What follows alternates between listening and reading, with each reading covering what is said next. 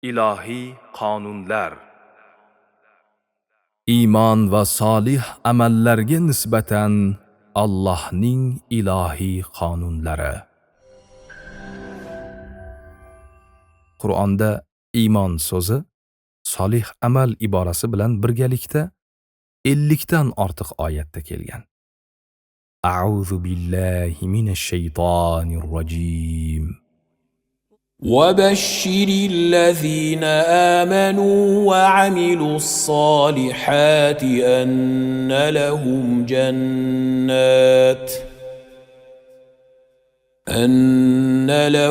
جنات تجري من تحتها الأنهار.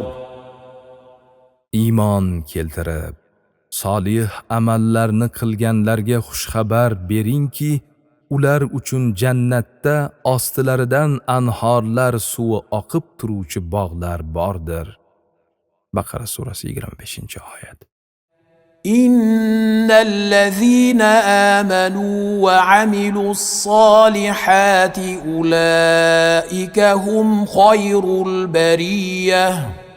Albatta iymon keltirgan va solih amallarni qilgan zotlar aynan o'shalar xaloyiqning eng yaxshisidirlar. Bayyina surasi 7-oyat.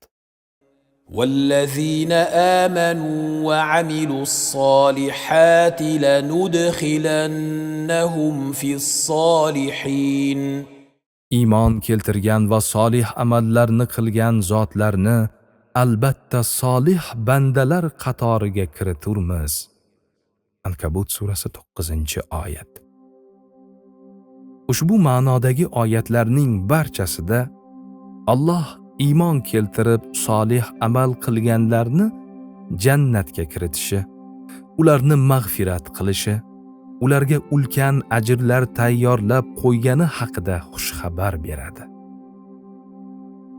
Solih amal qiluvchi iymonlilar haqida kelgan jami oyatlarning umumiy ma'nosi va xulosasi shuki, Alloh iymon keltirib solih amal qilgan bandalariga o'zining 4 ta ilohiy qonunini joriy qilgan. Ushbu 4 ilohiy qonunlar sharhiga kirishishdan oldin nozik bir nuqtaga to'xtalib o'tsak. Nozik nuqta.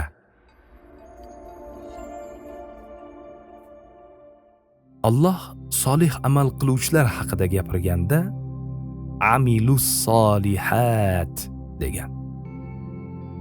Qur'onning biror joyida fa'ilus solihat degan iborani uchratmaysiz.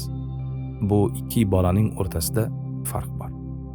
Lug'at olimlari bir yoki 2 marta qilingan ishga arablarda fa'ala deyilsa, doimiy yoki ko'p qilingan ishlarga amila so'zi ishlatiladi deydilar.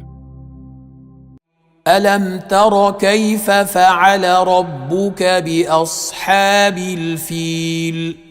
Robbing fil sohiblarini nima qilganini ko'rmaysanmi? Fil surasi 1-oyat. Alloh Ka'bani vayron qilishga kirishgan Abraha qo'shinini abobil qushlari bilan bir marta halok qildi.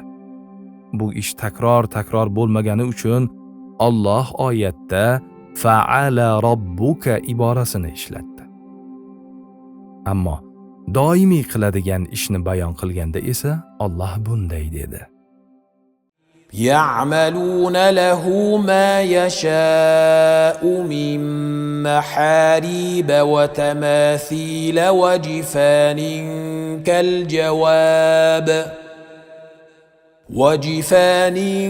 كالجواب وقدور الراسيات. Jinlar Sulaymon alayhissalomga mehroblar, haykallar, hovuzlar kabi laganlar va sobit qozonlardan xohlaganini qilib berishar edi. Saba surasi 13-oyat. Jinlar Sulaymon alayhissalomga doimiy qilib turgan ishlarini bayon qilishda Alloh ya'maluna so'zini ishlatdi. Payg'ambarimiz sollallohu alayhi va sallam haqiqiy mo'minning vasfida mo'min banda doimo yaxshi va solih amallarni qilib yuradi. Bir solih amalning ketidan 100 ta yomon amallarni qilmaydi. Birinchi ilohiy qonun. Iymon keltirgan va solih amal qilganlarga go'zal hayot bordir. Alloh taolo Nahl surasining 97-oyatida bunday marhamat qiladi. من عمل صالحا من ذكر أو أنثى وهو مؤمن فلنحيينه حياة طيبة ولنجزينهم أجرهم بأحسن ما كانوا يعملون. Erkakmi, ayolmi, kim mo'min bo'lgan holida solih amal qilsa, uni pok, go'zal hayot kechirtiramiz. Agar pok va go'zal hayot kechirmayotgan bo'lsak, demak solih amallardan yiroqmiz. Bu Allohning qonuni. Uni hech kim o'zgartira olmas. Ikkinchi ilohiy qonun. Solih amal qiluvchilar qalbiga Alloh o'ziga nisbatan muhabbatni soladi.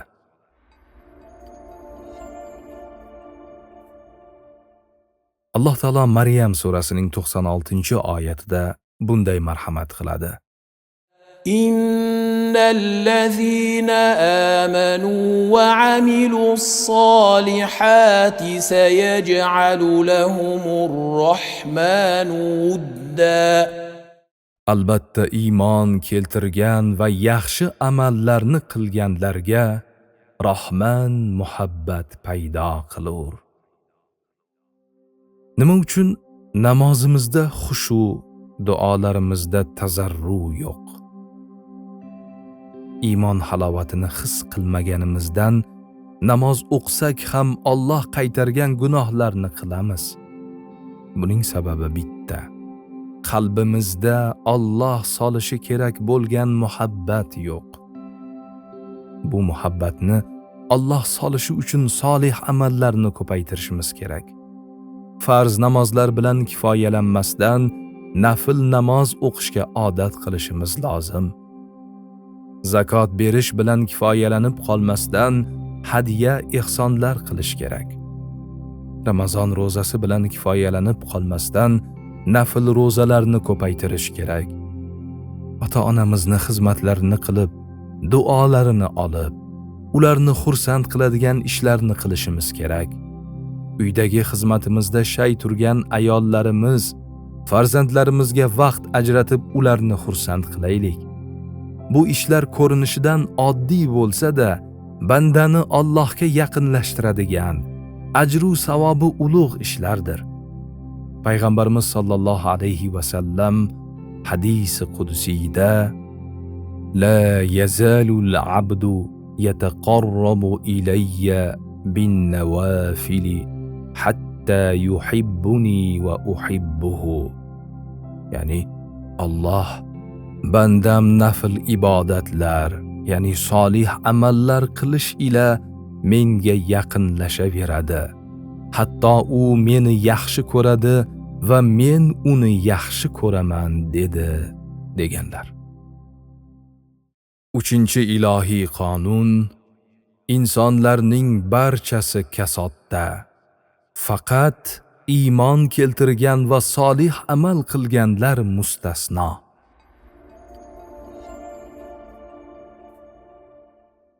Bu dunyoda hamma kasodda. Faqatgina iymon keltirib solih amal qilgan kishilar yutuq, muvaffaqiyat va najotga erishadi. Alloh taolo Asr surasida bunday marhamat qiladi. Bismillahirrohmanirrohim. Wal 'asr. Innal insana lafi khusr. إلا الذين آمنوا وعملوا الصالحات وتواصوا بالحق وتواصوا بالصبر. Asrga qasamki, insonlar kasoddadirlar. Faqat iymon keltirib amali solih qilganlar kasodda emaslar. Xoh dunyoni sotib oladigan boy bo'lsin, xoh dunyodagi eng kuchli odam bo'lsin, xoh dunyodagi eng aqlli kashfiyotchi bo'lsin, agar u iymon keltirib solih amal qilmasa, kasodga uchraydi, mag'lub bo'ladi. Alloh Qur'oni Karimda bunday marhamat qiladi. للذين استجابوا لربهم الحسنى والذين لم يستجيبوا له لو أن لهم ما في الأرض جميعا ومثله معه لافتدوا به أولئك لهم سوء الحساب ومأواهم جهنم وبئس المهاد. Parvardigorlari da'vatiga ijobat etganlar uchun go'zal mukofot, jannat bordir. Unga ijobat qilmaganlar esa mabodo yerdagi bor narsa yana 2 barobar ko'payib ularniki bo'lsa, uni Allohning azobidan qutulish uchun fido qilgan bo'lur edilar. Ular uchun yomon hisob kitob bo'lur. Ularning borar joylari jahannamdir. Naqadar yomon joy u. Ra'd surasi 18-oyat. Iymon keltirmasdan qilinadigan har qanday xayrli ishdan oxiratda hech qanday foyda yo'q. Shuning uchun yeb ichayotganimiz emas, balki yedirib ichirganimiz, kiyganimiz emas, kiydirganimiz bizga foyda beradi. Payg'ambarimiz sallallohu alayhi va sallam qaysi bir musulmon kiyimi yo'q musulmonga kiyim kiydirsa, Alloh unga jannatning yaxshi kiyimlaridan kiygizadi. Qaysi bir musulmon qorni och musulmonga taom bersa, Alloh uni jannat mevalari ila taomlantiradi. Qaysi bir musulmon suvsiz chanqagan musulmonga suv bersa, Alloh azza va jalla uni rahiqi maxtumdan serob qiladi, dedilar. Rahiqi maxtum muhrlangan, nihoyatda pok, toza ichimlik ma'nosini anglatadi. Qur'oni Karimning Mutaffifun surasi 25-oyatida kelgan. Demak, 3-ilohiy qonun, solih amal qilganlar ne'matda, solih amaldan uzoqda hayot kechirganlar esa kasodda bo'lar ekan. 4-ilohiy qonun, iymon keltirgan va solih amal qilganlar yer yuzida g'olib bo'ladilar. Alloh taolo Qur'oni Karimda bunday marhamat qiladi. وعد الله الذين آمنوا منكم وعملوا الصالحات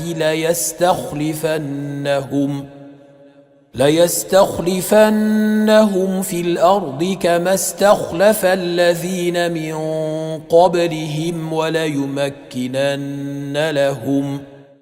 Alloh sizlardan iymon keltirgan va solih amallarni qilgan zotlarga xuddi ilgari o'tgan iymonli zotlarni yer yuziga hukmron qilganidek, ularni ham yer yuziga hukmron qilishini va'da qildi. Nur surasi 55-oyat. Tasavvuf olimlari ushbu oyatni bunday tafsir qilishadi. Alloh bu oyatda bandalarga xitob qilmoqda. Bandalarim, sizda botil bilan haq o'zaro kurashmoqda. Nafsingiz botil g'olibligini va farog'atda rohatlanib yashayotganini ko'rib, o'sha tomonga o'tishni sizga buyuryapti. So'zini qabul qilishingiz uchun haq yo'lda yurganlarning mashaqqat chekayotgani va farog'atdan yiroqda qiynalib yurganini ko'z oldingizga keltiryapti. Men sizlarni yaratuvchingizman, shuni bilingki, haq g'olib, botil esa hamisha mag'lub bo'ladi. Alloh boshqa oyatda bunday marhamat qiladi. جاء الحق وزهق الباطل إن الباطل كان زهوقا. Haqiqat keldi va botil yo'qoldi. Chunki botil narsa yo'qoluvchidir. Isro surasi 81-oyat. Demak, haqiqat baribir bir kun qaror topadi. Iymonlilar yutuqqa erishadi, najot topadi. Ammo unutmaslik kerakki, avval sinov tarzida qiyinchilik va mashaqqatlar bo'ladi. Lekin oxir oqibat haqiqat g'alaba qozonadi. Shu bois aslo yolg'on so'zlamasligimiz va yolg'on amal qilmasligimiz lozim. Alloh taolo bunday marhamat qiladi. قل لا يستوي الخبيث والطيب ولو أعجبك كثرة الخبيث. Ayting, garchi nopok narsaning ko'pligi seni ajablantirsa ham, nopok narsa pok narsa bilan teng bo'lmaydi. Maida surasi 100-oyat. Ya'ni nohaq, harom yo'llar bilan boyib ketayotgan odamlar ko'p bo'lsa-da, ularning ko'pligiga aldanmang. Ulamolar aytadilar: Alayka bi tariqil haqqi va la tastawhish li qillati salikin va iyyaka va tariqal batil va la taghtar bi kathratil halikin. Garchi haq va halol yo'lda yuruvchilar oz bo'lsa-da, sen ham o'sha yo'ldan yur. Garchi nohaq yo'l bilan yashaydigan, halokatga uchraydiganlar ko'p bo'lsa-da, ularning yo'lidan yurma. Ularning ko'pligi seni aldab qo'ymasin.